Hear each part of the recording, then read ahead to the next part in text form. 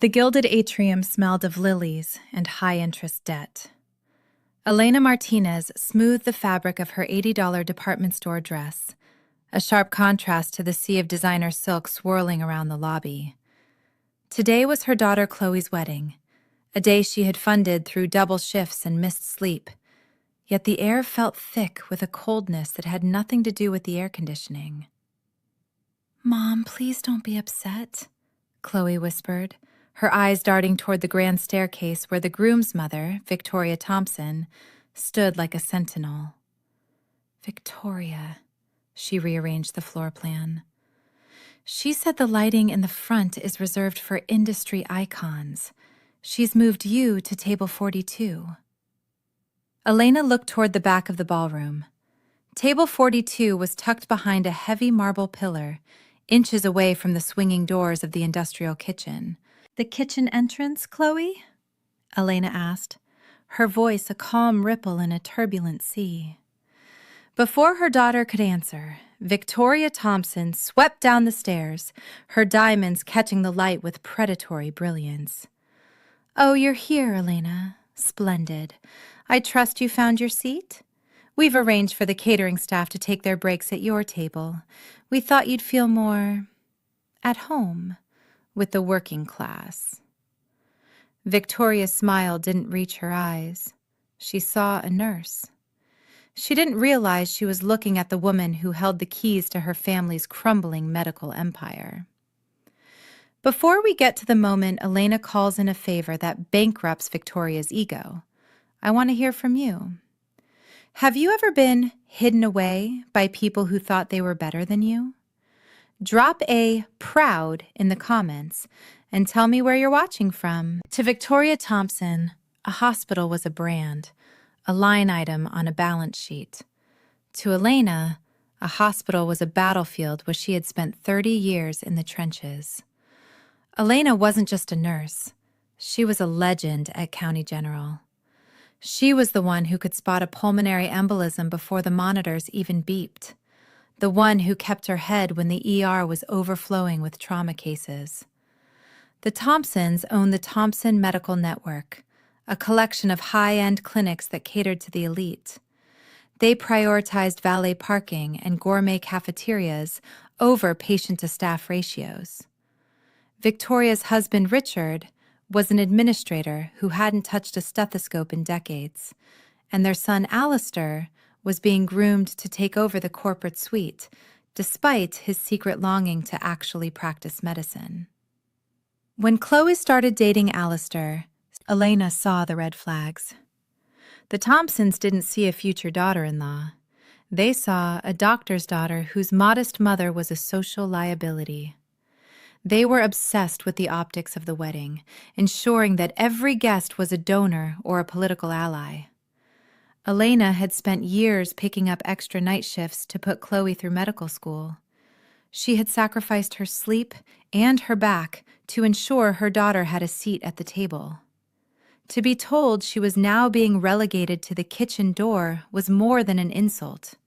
It was a fundamental misunderstanding of who held the real power in the room. Victoria believed that money bought respect. Elena knew that in the world of medicine, respect was earned in blood, sweat, and the quiet moments between 3 a.m. and dawn. As Elena looked at the table tucked behind the pillar, she didn't feel shame. She felt a cold, clinical clarity. The Thompsons were about to learn that you never, ever disrespect the person who knows where the bodies are buried and how to save the ones still breathing. Elena sat at table 42, watching the servers bustle past her with trays of Wagyu beef and vintage champagne. A young waitress named Maria paused, her eyes lingering on Elena's name tag. "Mrs. Martinez? My mother was the head nurse at St. Jude's. She told me about you. You're the one who stayed during the 48-hour blackout to manually pump ventilators for the NICU babies, aren't you?" Elena gave a small, tired smile. "I was just doing my job, Maria." "Not according to the staff," Maria whispered, glancing nervously at Victoria Thompson. "The hotel manager, Mr. Wu? He's been looking for you. He didn't realize you were the mother of the bride until he saw the seating chart. He's furious about where they put you." Elena realized the moment had arrived. She reached into her modest clutch and pulled out her phone. She didn't call a lawyer. She called Marcus Wu, the CEO of the Plaza Global Hotel Group. 2 years ago, Marcus's daughter had been brought into Elena's ER with what 3 specialists had dismissed as viral exhaustion. Elena had looked at the girl's fingernails, noted a slight tremor in her left hand, and refused to discharge her. She had stayed past her shift, badgering the oncology department for a specific, rare scan. They found a stage 1 neuroblastoma. Because of Elena's insubordination, the girl was alive today. "Marcus," Elena said when he answered. "It's Elena Martinez. I'm at the Gilded Atrium for Chloe's wedding." "Elena, I was just coming down to see you. My staff told me there's a complication with the seating?" "There's more than that, Marcus," Elena said, her voice dropping into a tone of professional assessment. "Victoria Thompson has informed me that I am to be seated with the catering staff because my modest circumstances shouldn't ruin the photography. She's also instructed your servers to treat me as part of the hired help." There was a silence on the other end of the line that felt like the air before a lightning strike. "Elena," Marcus said, his voice trembling with suppressed rage. "The Thompson Medical Network has been trying to secure a partnership with my hotel group for their corporate wellness retreats for 6 months. I was going to sign the contract Monday. Consider that contract shredded. I'll be down in 5 minutes. Don't move." Elena hung up and looked at the pillar blocking her view of the stage. She wasn't just a nurse. She was the vice chair of the Health Horizons Charitable Trust, a foundation that controlled $50 million in annual grants. Grants the Thompsons' struggling network desperately needed to keep their suburban clinics from closing. As the appetizers were served, Elena found herself sharing her staff table with 2 of Victoria's assistants and a junior event planner. They ignored her, whispering about the who's who of the guest list. "The state health commissioner is coming," one whispered. "If Victoria gets his endorsement for the new trauma center, the Thompsons will be untouchable." Elena sipped her water, watching Victoria navigate the room. Victoria approached a table of high-profile donors, her laughter sounding like glass breaking. She caught Elena's eye and mouthed, "Stay behind the pillar," before turning back to her guests. But the atmosphere in the ballroom began to shift. It started with the servers. Maria and 3 other waiters stopped mid-service, setting their trays down on empty chairs.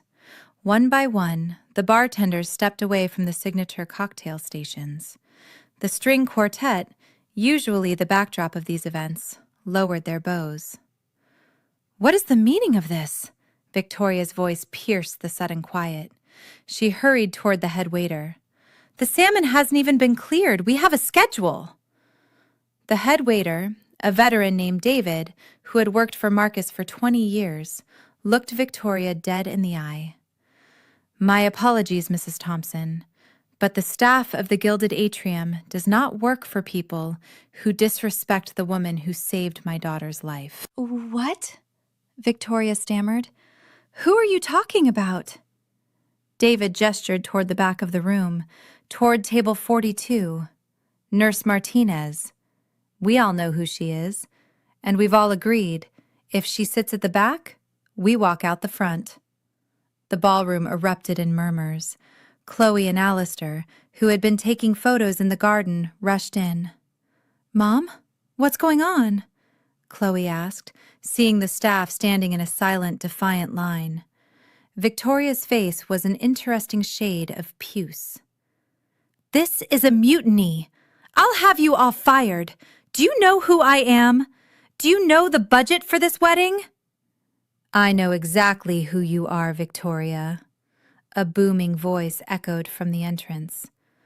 Marcus Wu walked into the room, flanked by 2 security guards. He didn't head for the bridal party. He walked straight past the front tables, past the Thompson family, and stopped at the pillar in the back. He offered his arm to Elena. "Elena, I am so sorry for this embarrassment. My hotel is at your disposal. Shall we move you to the seat you actually deserve?" Marcus didn't wait for Victoria to respond. He turned to the crowded ballroom, his voice commanding total attention. "Ladies and gentlemen, I apologize for the interruption, but I believe there has been a grave misunderstanding regarding one of our guests of honor. Victoria Thompson has spent the last hour treating Elena Martinez like a domestic servant. What she clearly didn't realize is that Elena Martinez is a primary shareholder in the Plaza Global Hospitality Group." A collective gasp rippled through the room. Victoria's husband Richard dropped his champagne glass. "But more importantly," Marcus continued, "Elena is the deciding vote on the Health Horizons charitable board. Victoria, I believe your husband has been calling my office for 3 months, begging for a $5 million grant to bail out your failing oncology wing. I think you just cost him that check." Victoria looked like she might faint. She turned to Elena, her voice a desperate, high-pitched squeak. "Elena, the seating chart, it was the photographer's idea. I was just trying to manage the space." "You were trying to manage the brand, Victoria," Elena said, standing up and stepping out from behind the pillar. "But you forgot that a brand is nothing without the people who do the work. You wanted to keep me out of the photos? Well, now you won't have to worry about the photos at all. Because, Marcus, if the Thompsons are staying in this room, my staff and I are leaving. And we're taking the catering, the music, and the liquor license with us." Marcus nodded to his team. "You heard her. Unless the seating is corrected and a formal apology is issued, the wedding of Alistair Thompson is officially over." Chloe looked at her mother, her eyes wide with a mix of shock and dawning pride. "Mom, you're on the board? Why didn't you tell me?" "Because I wanted you to marry Alistair for the right reasons, honey," Elena said softly. "Not because of my bank account." "But I won't let his family treat us like we're beneath them, ever again." Just as the chaos reached its peak, the double doors at the front of the ballroom opened once more. An elegant woman in a sharp navy suit walked in, Dr. Catherine Vance, the state health commissioner. Victoria, seeing a last-ditch effort to save her social standing, rushed forward. "Commissioner Vance, thank God you're here. We're having a small labor dispute. But if you'll just take your seat at the head table—" "I'm not here for a seat, Victoria," Dr. Vance said, her eyes scanning the room until they landed on Elena. A wide smile broke across her face. "Elena, I heard you were finally taking a day off. I didn't realize it was for Chloe's big day." The commissioner walked past the stunned Thompson family and hugged Elena. "I've been trying to reach you all morning. The governor has officially signed off on the new public health initiative. We want you to lead it, Elena, as the new State Director of Nursing and Clinical Standards." The room went deathly silent. This wasn't just a board seat. This was a cabinet-level position. Elena would effectively have the power to audit every hospital in the Thompson Medical Network. She would be the one who decided which facilities were meeting standards and which ones were to be shut down. Victoria Thompson's mouth opened and closed soundlessly. She looked at Elena, the woman she'd called just a nurse, and realized she was looking at her new boss. State Director. Richard Thompson stammered, his face pale. "But she's a field nurse. She doesn't have the administrative—" "She has 30 years of clinical excellence, Richard," Dr. Vance snapped, which is more than I can say for your executive team. Elena has done more for the health of this state from a hospital ward than you have from your golf course. Elena looked at her future in-laws. I think the seating chart needs a final adjustment, don't you, Victoria? Or should I start the audit of your downtown clinic tonight? Alistair Thompson, the groom, finally stepped forward. He looked at his mother, then at Elena, and finally at Chloe. For years he had lived under the thumb of his parents' expectations, pretending to be the corporate shark they wanted. But seeing Elena, the woman who had welcomed him with nothing but kindness, treated like trash, had broken something inside him. Mom, Dad, enough, Alistair said, his voice surprisingly firm. I'm not taking over the family business. I'm not going to be an administrator who ignores people like Elena. Alistair, don't be ridiculous, Victoria hissed. This is your inheritance. An inheritance built on snobbery and debt? Alistair countered. I'm going back to school to be a surgeon, a real doctor, like Chloe is going to be. And from now on, Elena Martinez is the only mother I'm listening to when it comes to medical ethics. He turned to Marcus Wu. Mr. Wu, if it's all right with the owner, I'd like to rearrange the seating myself. My parents, they seem to be very fond of the kitchen. I think table 42 is perfect for them. The staff didn't even wait for a command. They moved the Thompsons' name cards to the back of the room, behind the pillar. Victoria and Richard were escorted to the staff table they had so graciously assigned to Elena.